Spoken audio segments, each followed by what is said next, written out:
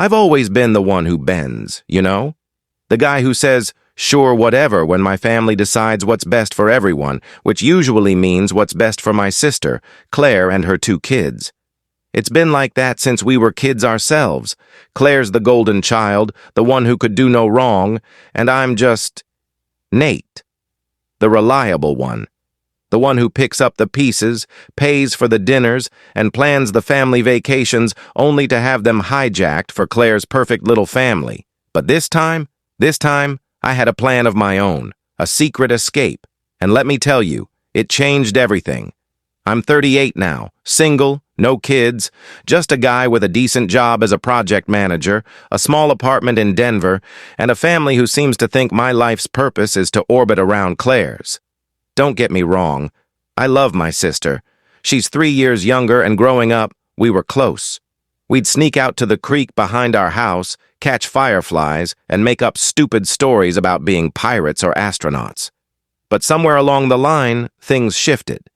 Claire got married at 25, had her daughter Lily at 27, and her son Max at 30.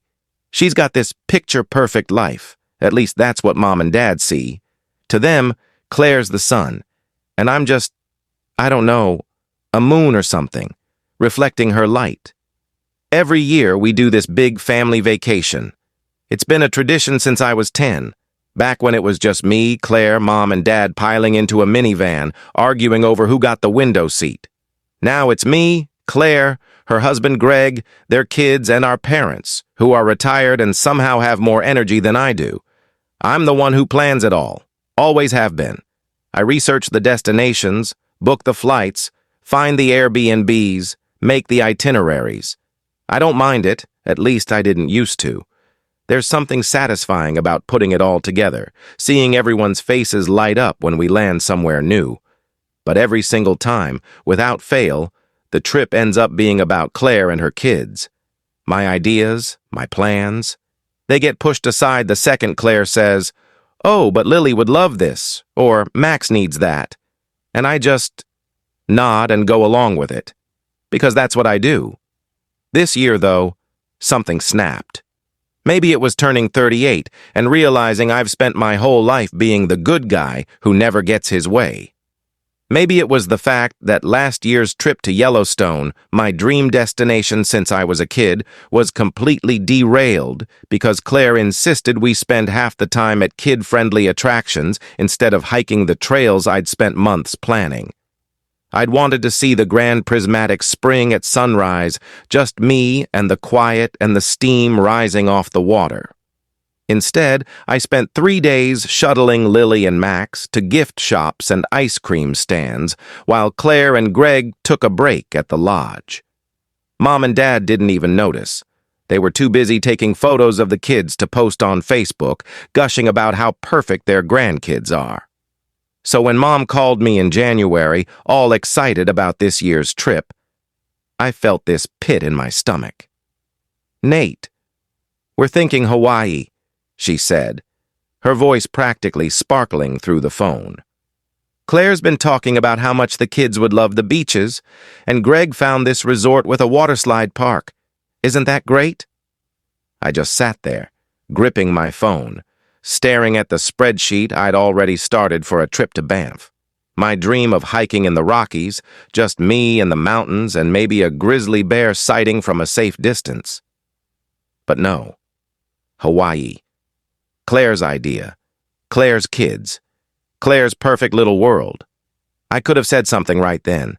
I could have said, "Mom, what about what I want?" But I didn't. I just muttered, "Sounds good," and hung up. And that's when I knew I couldn't do it anymore. I couldn't spend another week of my life playing second fiddle, babysitting, footing the bill for half the meals because Greg forgot his wallet again. I couldn't keep pretending I was okay with being invisible. That's when the idea hit me. My secret escape plan. I wasn't going to argue or fight or try to convince them to care about what I wanted. I was going to take my vacation on my terms. Alone. It started small, just a little spark of rebellion. I didn't tell anyone. Not Mom, not Dad, not Claire. I just started planning 2 trips. The first was the one they all expected. Hawaii, the resort, the water slides, the whole family-friendly package. I booked the flights, reserved the rooms, even made a color-coded itinerary with activities for Lily and Max, because I knew that's what they'd want. But the second trip, that was mine. A solo adventure to New Zealand.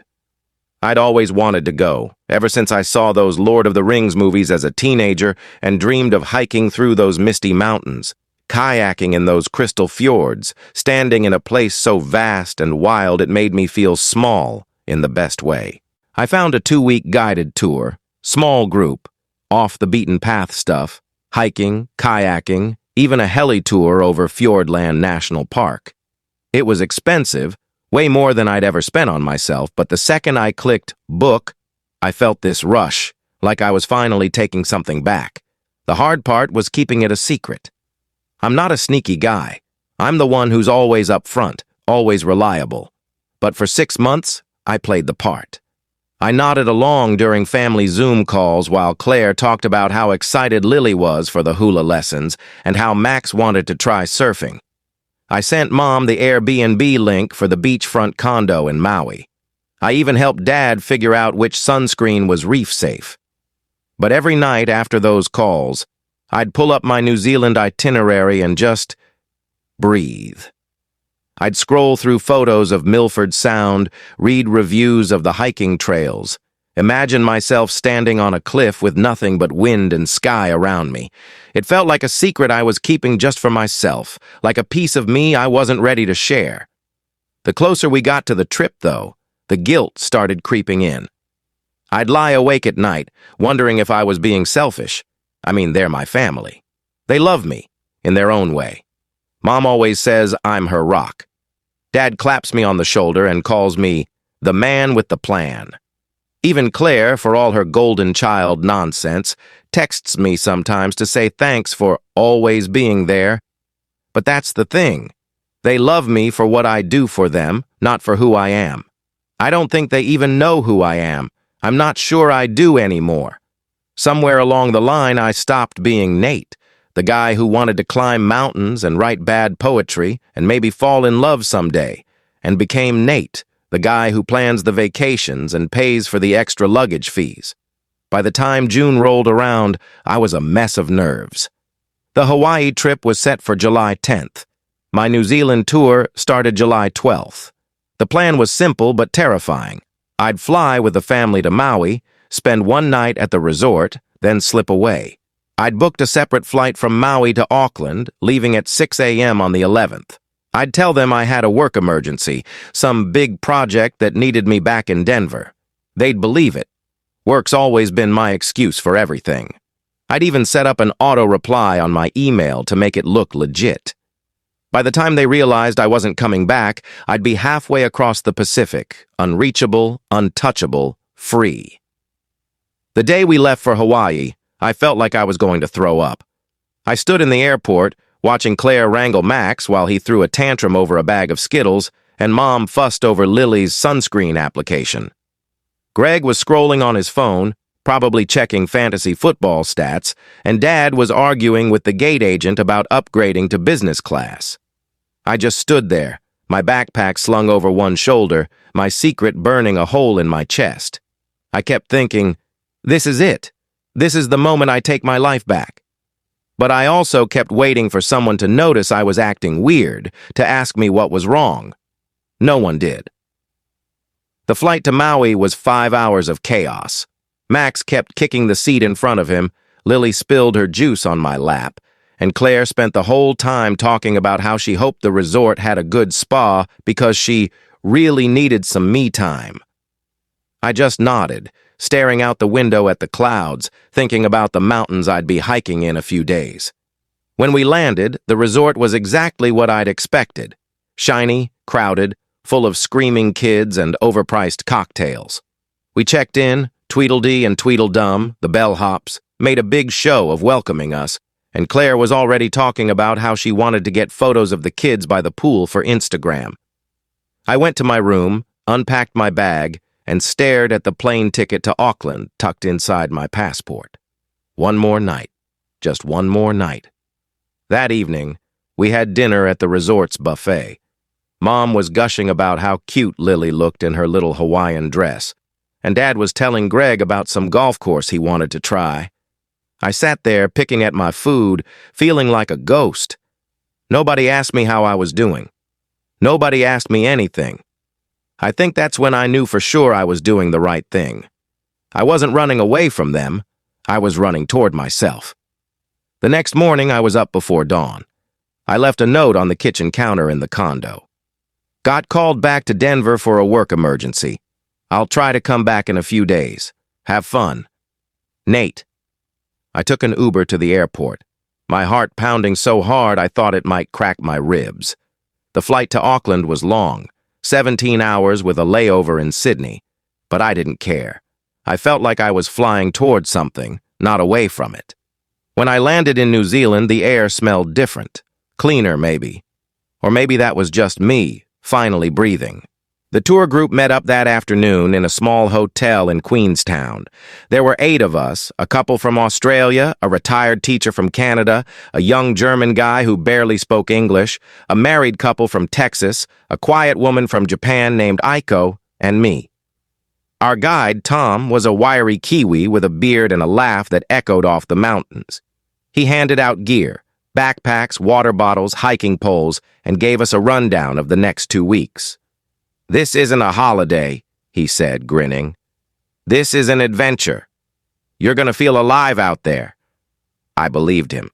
The first hike was the next morning, a 6-hour trek through the root-burned track. I'd never seen anything like it. Jagged peaks, rivers so clear you could see every pebble, air so crisp it stung my lungs. My legs ached, my boots got muddy, and I didn't care. For the first time in years, I wasn't thinking about anyone else's schedule or needs. I was just there. One foot in front of the other, the wind in my face, the world wide open around me. Aiko walked beside me for a while. Quiet at first, then started telling me about her life in Tokyo, how she'd saved up for years to take this trip after her husband died.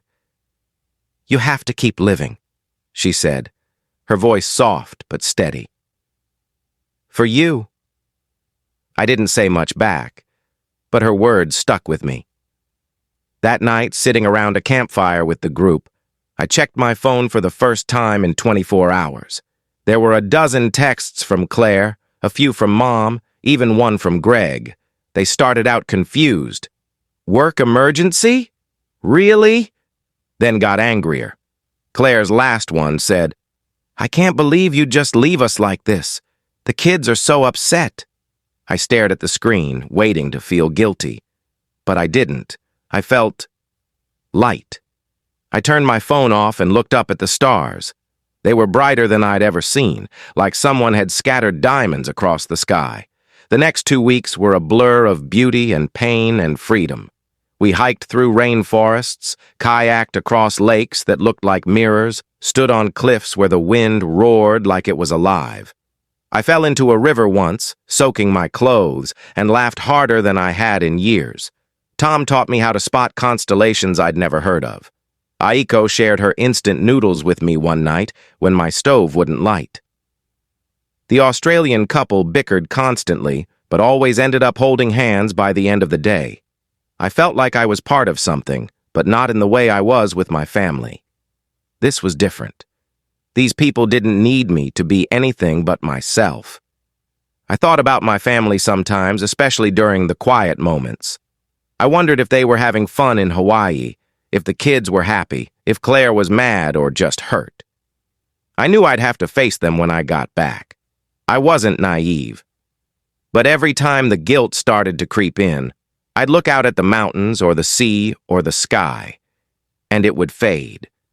This was my time. My life, and I wasn't going to apologize for it.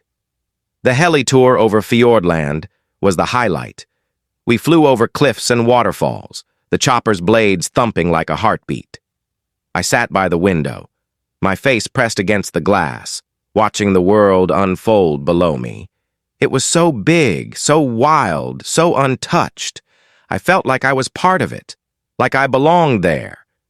When we landed, Tom clapped me on the shoulder and said, "You look like a different bloke, mate." I just smiled. I felt different. When the tour ended, I wasn't ready to go home. I spent an extra day in Queenstown, wandering the streets, drinking coffee at a little cafe by the lake. I called Mom from there, bracing myself. She was upset, but not as much as I'd expected. "We were worried, Nate," she said. "You just disappeared." I told her I was fine, that I'd needed some time. I didn't tell her about New Zealand, not yet. Claire was colder when I called her. "You really hurt the kids," she said, "and me." I wanted to say, "What about me? What about how I've been hurting?" But I didn't. I just said I was sorry and that I'd see them soon. I wasn't ready to fight that battle yet, but I knew I'd have to. When I got back to Denver, the air felt heavy again. My apartment felt small, like it didn't fit me anymore. I met up with the family a few days later at Mom and Dad's house. Claire barely looked at me. The kids ran up and hugged me, though, and that felt good. Mom made lasagna, my favorite, and Dad kept talking about the golf course in Hawaii like nothing had happened. Eventually, Claire spoke up. "So where'd you really go?" she asked, her voice sharp. I took a deep breath and told them the truth. New Zealand. 2 weeks. Just for me. The room went quiet. Lily asked, "What's New Zealand like?" And I smiled, telling her about the mountains and the stars. Claire's face softened a little, but she didn't say much. Mom looked confused, like she couldn't wrap her head around it. Dad just nodded and said, "Good for you, son." It wasn't perfect, but it was a start. That night, lying in bed, I thought about what Aiko had said. You have to keep living. For you. I realized I'd spent so long living for everyone else that I'd forgotten how to live for myself. New Zealand wasn't just a trip. It was a wake-up call. I wasn't going to stop loving my family or being there for them, but I was done being invisible. I was done letting my life slip away to make everyone else's perfect. I'm still figuring out what that means. Maybe it's saying no sometimes. Maybe it's taking more trips, chasing more dreams. Maybe it's just looking in the mirror and remembering who I am. I don't have all the answers yet, but for the first time in a long time, I'm excited to find them. And if there's one thing I've learned, it's this. Your life isn't a gift you give to other people. It's yours. Hold on to it. Fight for it. Live it. Because nobody else will do it for you.